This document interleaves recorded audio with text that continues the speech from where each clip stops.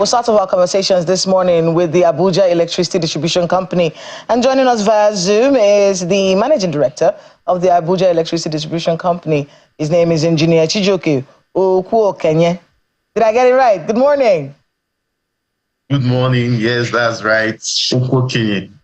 Good to have you on the program. All right, so let's start off with that particular tweet that we saw from your office explaining how parts of the nation's capital would be having blackouts. So many people in the nation's capital have not been having electricity. There's some kind of load shedding. What's really going on? And, just a breakdown of what has caused where we are.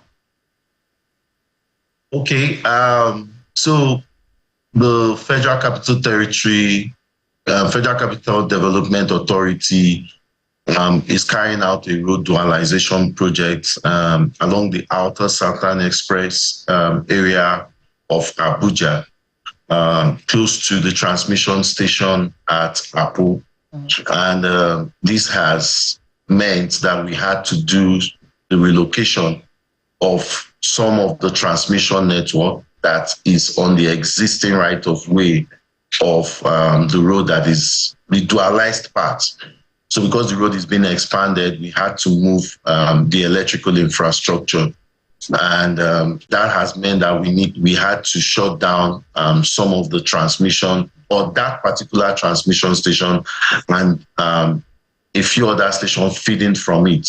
So what this has meant is that the capacity available at transmission to supply power to some parts of Abuja and neighboring areas like Nyanya in Nasarawa State has been affected. And this has meant we have to ration the available capacity to meet the existing demand pending when the project is completed. So let's talk about these areas. I want to be able to get them. Lugbe and environs, Airport Road, Kapwa, NNPC, Games Village, National Stadium, Eye Clinic, Indoor Complex, Christ Embassy Church, American International School, Spring Court, American Embassy Quarters, EFCC HQ, Coca-Cola, Railway, FMC, parts of Apo, parts of Gudu, Bazango and environs, parts of Kubwa, Buari and environs, parts of Jahi, parts of Jabi, Karu, Nyanya, Maraba, Kefi and environs, and other parts of Abuja. This feels like all of Abuja, Engineer Chijoke. It feels like it's what's left. Which other parts of Abuja is the Goke Guzape? Guzape is not on this list. But it does feel like a lot of the parts of Abuja will be affected. How is this load shedding supposed to work? How many hours of electricity should people expect? Okay, so why it seems like major areas of Abuja or major parts of Abuja are affected, and why we've had to list it all out there is because ideally most areas in Abuja would get between 20 and 24 hours of supply averagely in a month. And because this volume of availability is going to be reduced, we are putting it out there. But averagely, we've been able to achieve about 16 hours for most of these areas that we are talking about. So what you're experiencing is that for a customer who usually would get about 20 hours of supply a day, he's now getting about 16 hours of supply.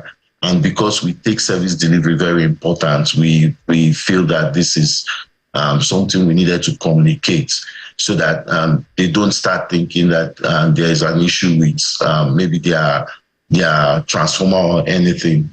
So it's just us notifying customers that the normal hours you usually get is going to be reduced. So those who are in those areas who normally get about 20 hours are getting reduced supply of about 16 hours. Then those who are on band B, because in Abuja we majorly have most of our customers on band A and band B. So those who are on band B are currently getting an average of about between 15 and 12 hours. So it's just a reduced availability and not complete blackout. So I can tell you confidently that no part of Abuja has been left in blackout since the duration of this project, which commenced on Monday, the 6th of January. From the 6th to the 21st, it feels like a very long time, especially in January. But I'm going to get to how long that takes. You've mentioned now it's reduced capacity. Some people, some residents of the FCT have said, well, if we're getting reduced capacity from the 6th to the 21st of January, and we're band A, shouldn't we be downgraded to band B for the period of time, since we're not getting that 22 hours of electricity anymore? Okay, so I would say that the project actually is for the greater good of Abuja. The project is quite laudable, and I think an inconvenience like this for such a laudable project is something that everyone should be willing to make some level of sacrifice.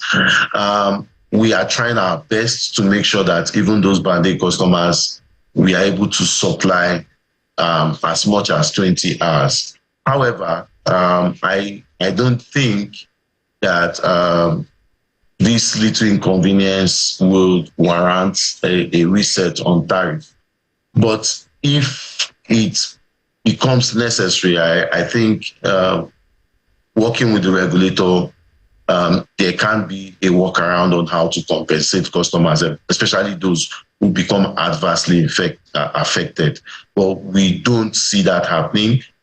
In the days we have had to manage this from Monday till today, we have been able to provide a very high level of response, a very high level of reliability, even above what we had anticipated. Because of the level of network reconfiguration we've had to do to ensure that we can move power around. And finally, before I let you go, the 21st of January, is that date sacrosanct, or is it possible that it may take a little longer for this construction to be done? We actually think that we can complete this before the 21st.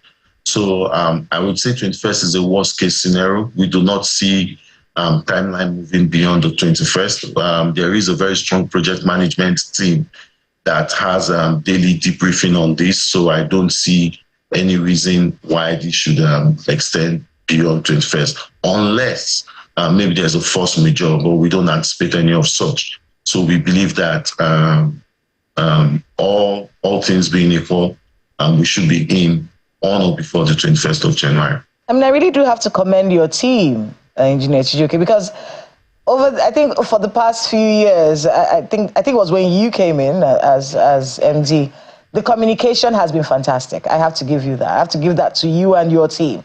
The communication is fantastic. We're told before things happen, things are explained to us, and look at you here, taking your time to actually explain what it is that has happened and where we should be, how we should be controlling ourselves when we don't see electricity for these few weeks that you've mentioned. But I want to be able to talk to you about your plans.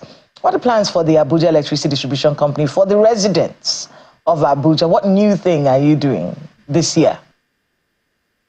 So thank you very much. First of all, it's heartwarming to get commendations from the media, and it tells that the job we are doing is visible, and I can assure you that there's a great team that is working to get this to happen. As per our plans for Abuja, one of the things I can say reliably and that comes to mind with this kind of projects coming on is that we are putting in plans to ensure that we can provide energy security. We all know that over-reliance on the grid has been responsible for some of the issues in terms of blackout that we've had recently, and this is just one of such cases.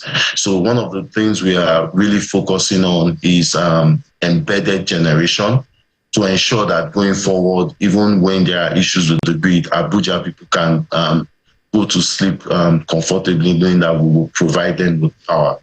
So service reliability is at the heart of what we are trying to achieve, alongside closing our metering gap. We have an intention within the next 5 years to move the entire network to a smart grid system, because once you start embedding renewable energy, into your network, then you need to start thinking of managing the network smartly.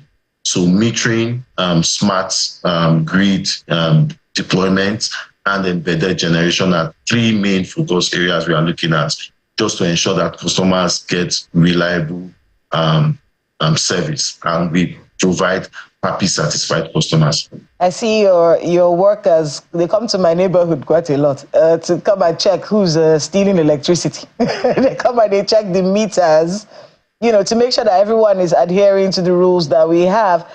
When we take a look at some of those issues, when it comes to people stealing electricity, people who are unmetered, estimated billing, could you give us, as we wrap up, some kind of understanding as to how it has been? What are some of the issues that you've noticed, and how are you handling them? Okay, so two main issues that has really plagued us as a distribution company is energy theft and vandalism. And we are working closely with the security agencies to address the issue of vandalism. And this is a further call for more collaboration and support, both from customers and security agencies, to address this plague that is really affecting the power sector generally. The second issue, like you noted, is the issue of energy theft. In fact, every energy that is stolen deprives us as a nation of power, because energy is not free, energy has to be accounted for. So we are very passionate about stopping energy theft, because that's the only way you can bring in investors. This energy is generated from the generation you showed Kainji, and for you to bring in more investors to increase the generation capacity of the country, you need to show that this energy can be paid for. And when people steal energy, they generally sabotage the entire nation. So we are very passionate about this, so that as we push out more energy, as we improve our service delivery, we're able to get revenue to pay all the value chain, and then we create a sustainable sector that would drive development and industrialization in Nigeria. Engineer Chijoke Ukwoke, Managing Director, Abuja Electricity Distribution Company, thank you so much for being with us on the program, and good luck with all the work you have ahead of you. Thank you.